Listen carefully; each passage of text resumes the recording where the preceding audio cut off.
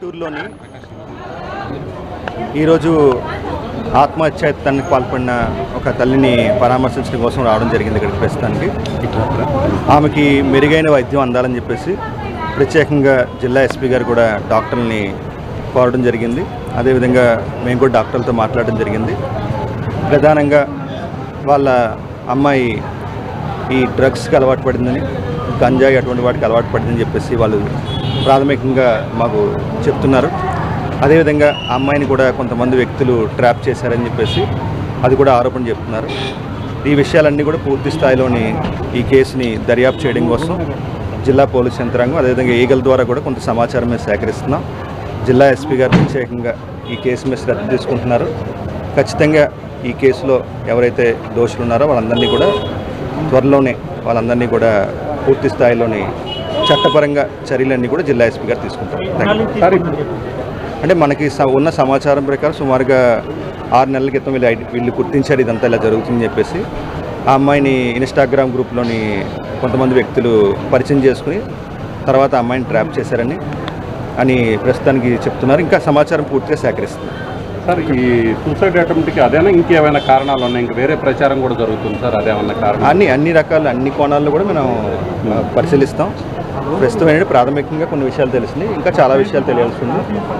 తప్పకుండా అన్ని విషయాలు కూడా దర్యాప్తులో తేలుతాయి.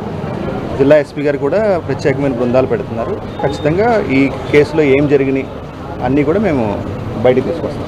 ఆ యువకులు మీ హ్యాండ్ ఓవర్లో ఉన్నారు అంటే ప్రస్తుతం ఇంకా ఇప్పుడే మనకి ఇష్యూ ఉదయం నుంచి తెలుస్తుంది.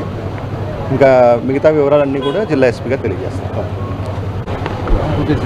ఓకే, అందరికీ నమస్కారం. గుంటూరులో నిన్న ఒక అన్ఫార్చునేట్ ఇన్సిడెంట్ జరిగింది. ఒక తల్లి అమ్మాయి మాట వినట్లేదని సూసైడ్ అటెంప్ట్ చేయడం జరిగింది. సో ఆమె ఒక ట్యాబ్లెట్స్ తీసుకుంటూ ఉంటారు. ఆ ట్యాబ్లెట్స్ది ఓవర్ డోస్ తీసుకోవడం జరిగింది. విషయం ఏంటంటే అమ్మాయి నుంచి వాళ్ళు ఫోన్ తీసుకున్నారు. అమ్మాయి ఫోన్ మీద లవర్తో మాట్లాడుతుంది. సో ఆ ఫోన్ తీసుకున్నాక అమ్మాయి తిరగబడింది. తర్వాత తల్లిదండ్రులని కొట్టడం జరిగింది. దాని మీద బాధపడి తల్లి ఈ ఓవర్ డోస్ తీసుకోవడం జరిగింది. ఆమెను జీజీహెచ్కి తీసుకురావడం జరిగింది. ఆమె కండిషన్ స్టేబుల్గా ఉంది యాజ్ ఆఫ్ నౌ. ఆమెను మంచి ట్రీట్మెంట్ ఇవ్వమని మేము జీజీహెచ్ అథారిటీస్ని కోరడం జరిగింది. అదేవిధంగా దీంట్లో అమ్మాయికి ఎవరైతే అబ్బాయితో పరిచయం అయింది దాని ద్వారా డ్రగ్స్ కూడా తీసుకోవడం స్టార్ట్ చేసిందని ప్రాథమికంగా మాకు తెలిసింది. సో అది ఎవరి ద్వారా వాళ్ళకి డ్రగ్స్ వస్తున్నాయో, ఎవరెవరు చేస్తున్నారనేది మేము అంతా సమాచారం సేకరించి ఇమీడియట్గా దాని మీద యాక్షన్ తీసుకోవడం జరుగుతుంది. సో ఆల్రెడీ ఎవరైతే అబ్బాయిలు ఉన్నారో వాళ్ళ కోసం మేము టీమ్స్ పంపించాము. సో వాళ్ళని పూర్తి స్థాయిలో విచారించి దాంట్లో ఏదైతే మాకు తెలుస్తాయో దాన్ని బట్టి వాళ్ళ మీద యాక్షన్ తీసుకోవడం జరుగుతుంది. అదేవిధంగా ఈ తల్లి వైద్యానికి కూడా అన్ని రకాల మేము పోలీస్ డిపార్ట్మెంట్ సైడ్ నుంచి మేము అండగా ఉంటామని వాళ్ళకి మేము భరోసా ఇవ్వడం జరిగింది.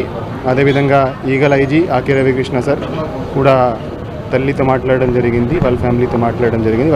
వాళ్ళకి భరోసా ఇచ్చారు. సో ఎవరైతే దీనికి రెస్పాన్సిబుల్ ఉన్నారో వాళ్ళ మీద యాక్షన్ తీసుకొని వాళ్ళకి న్యాయం చేస్తారని భరోసా ఇవ్వడం జరిగింది. వాళ్ళకి ఇన్స్టాగ్రామ్ మీద పరిచయం అయిందని, తర్వాత ఒక్కసారి ఈమె అబ్బాయితో వెళ్ళిపోయింది, లోపోయింది. తర్వాత పోలీస్ వాళ్ళు పట్టుకొచ్చి మళ్ళా తల్లిదండ్రులకి అప్పగించారు. మళ్ళీ ఇది జరిగింది.